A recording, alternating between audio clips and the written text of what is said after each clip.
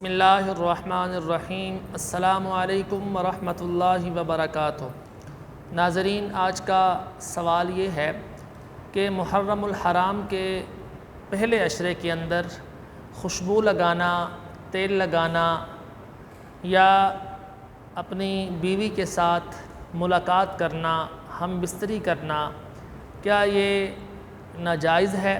اس مہینے کے پہلے 10 دنوں میں یہ کام نہیں کرنے چاہیے۔ ان کے بارے میں شریعت ہمیں کیا حکم دیتی ہے؟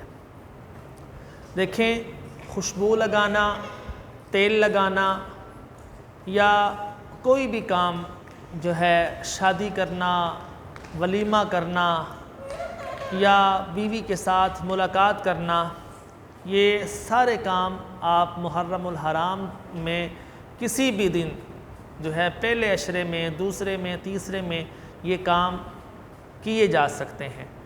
یہ لوگوں کی بنائی ہوئی باتیں ہیں، ان کا حقیقت سے کوئی تعلق نہیں ہے۔ تو آپ اس مہینے میں خوشبو بھی لگا سکتے ہیں، تیل بھی لگا سکتے ہیں، شادی بھی کر سکتے ہیں، نکاح بھی کر سکتے ہیں اور ولیمہ بھی کر سکتے ہیں، جو ہے کوئی حرج نہیں ہے۔